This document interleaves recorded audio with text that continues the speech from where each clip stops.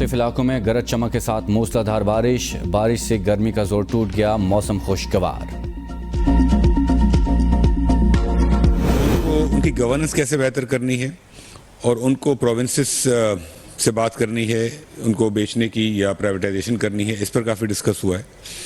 और गवर्नेंस के अंदर जो पहला स्टेप है, उनके बोर्ड्स को स्ट्रेंथन करना है और मैनेजमेंट को स्ट्रेंथन करना है। अगर उनके बोर्ड्स और मैनेजमेंट स्ट्रांग हो गए तो वहीं से इब्तिदा होगी कि किस तरीके से चोरी कंट्रोल हो, रिकवरी हो, तो उसके ऊपर काफ़ी डिस्कशन हुआ है। बिजली के बिलों में रिलीफ के मामले पर पीर तक फैसला हो जाएगा, निगरान हुकूमत का ऐलान। वज़ीर इत्तलात और नशियात मुर्तज़ा सोलंकी के हमरा वज़ीर ख़ज़ाना शमशाद अख्तर, वज़ीर तजारत गोहर एजाज और वज़ीर तवानाई मोहम्मद अली की मुश्तरका प्रेस कॉन्फ्रेंस।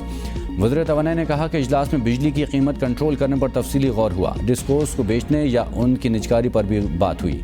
गोहर एजाज बोले, सनतें बंद होने से चीज़ें महंगी हुई और सप्लाई चेन में मसाइल की वजह से भी महंगाई में इजाफा हुआ। शमशाद अख्तर ने कहा, माशी बहाली के लिए कोशिश कर रहे हैं और मईशत की तरक्की के लिए मुख्तलिफ अमूर का जायज़ा भी ले रहे हैं। आम शहरी को माशी तौर पर खुद मुख्तार बनाना तरजीह है।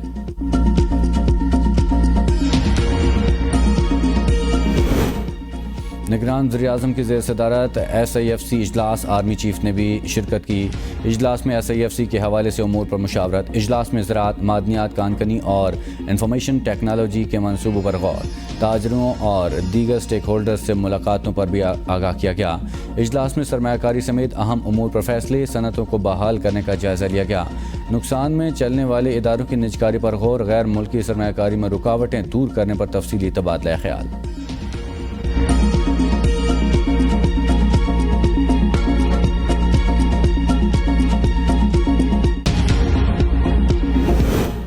सितंबर 2018 को सदारती मनसब संभालने वाले सदर आरिफ अलवी के ओहदे सदारत की मुद्दत मुकम्मल, ऐवान सदर खाली नहीं करेंगे। आइन के मुताबिक नए सदर के इंतखाब तक फ़राइज़ अंजाम देते रहेंगे। 5 साला दौर के आखिरी सालों में तनाज़ात का शिकार रहे। पंजाब इलेक्शन की तारीख देना, कई बिल्स पर दस्तखत करना और न करने का इक़दाम भी मुतनाज़ रहा।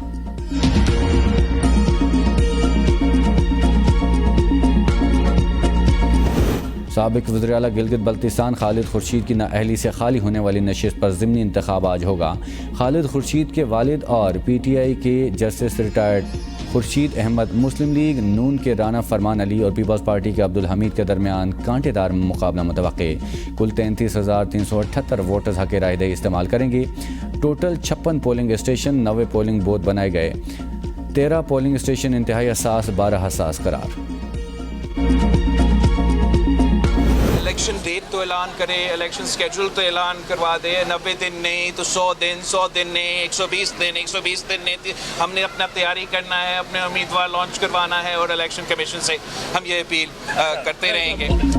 आइन के मुताबिक इलेक्शन 90 रोज़ में होने चाहिए। बिलावल भुट्टो की मीडिया से गुफ्तगू, कहा इलेक्शन कमीशन शेड्यूल का ऐलान तो करे, 90 के बजाय 120 दिन में कराए। शेड्यूल का ऐलान कर देना चाहिए। PPP का मौक़िफ़ है कि इलेक्शन 90 दिन में होने चाहिए, मगर दीगर जमातों और इलेक्शन कमीशन का ख्याल है कि इलेक्शन नई हल्का बंदियों की बुनियाद पर होने चाहिए।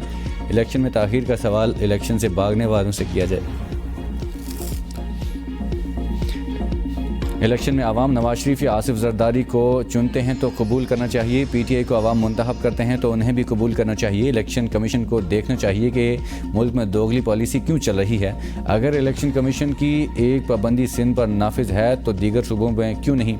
कठपुतलियाँ बनाने वालों को पैगाम देना चाहता हूँ, पाकिस्तान के आवाम पर तजर्बा करना छोड़ दें, कठपुतलियाँ बनाना बंद कर दें। जिन कठपुतलियों पर बहुत अरसे से काम चल रहा था, उन्होंने बिलाखिर 9 मई को फौजी तनसीबात और GHQ पर हमला किया। लिहाजा आवाम को अपने फैसले करने दें। झूठी खबरें चलवाकर पीपल्स पार्टी को खामोश नहीं कराया जा सकता। नैब से कभी डरे न डरेंगे। अदालतों से हमें किसी रिलीफ की तवक्को नहीं।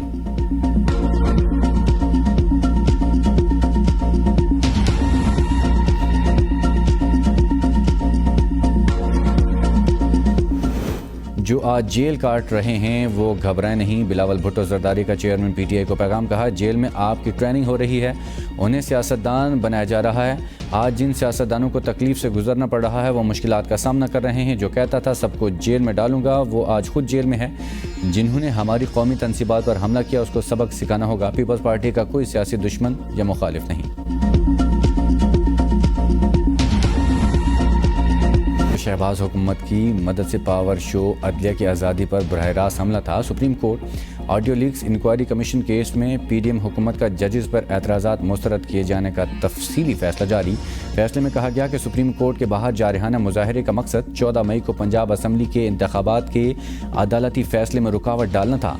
उस मुजाहरे का परेशान कुन पहलू हुकूमत की इत्तेहादियों को अदालत के खिलाफ मदद थी। इन सब का मकसद अदालत और जजेस पर दबाव डालना था कि वो कोई भी फैसला ना करें या हक में फैसला दें। जारहाना मुजाहरे में चीफ जस्टिस को संगीन नौयत की धमकियां भी दी गई।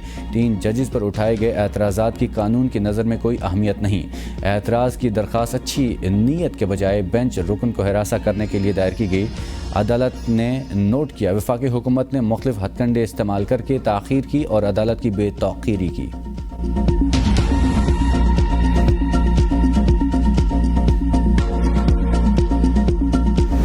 पीडीएम हुकूमत का सुप्रीम कोर्ट के बेंच पर एतराज़ का मकसद चीफ जस्टिस पाकिस्तान को बेंच से अलग करना था। ऑडियो लीक्स फैसले में चीफ जस्टिस ने लिखा कि वफाकी वज़रा ने मुख्तलिफ मुकदमात सुनने वाले जजेस के खिलाफ बयानबाजी की। वज़रा ने सूबाई असम्बलियों में इंतखाबात के खिलाफ केस में इश्तियाल अंगेज़ बयान दिए। सुप्रीम कोर्ट ने वफाकी हुकूमत के इस रवैये को इंतहाई तहम्मुल और सब्र से बर्दाश्त किया। अदालती फैसले ना मानने पर वफाकी हुकूमत के खिलाफ कोई तादीबी कार्रवाई नहीं की। ऑडियो लीक्स आने पर वफाकी हुकूमत और इत्तेहादी जमातों ने अदालती फैसलों और कार्रवाई पर धमकियाँ दी।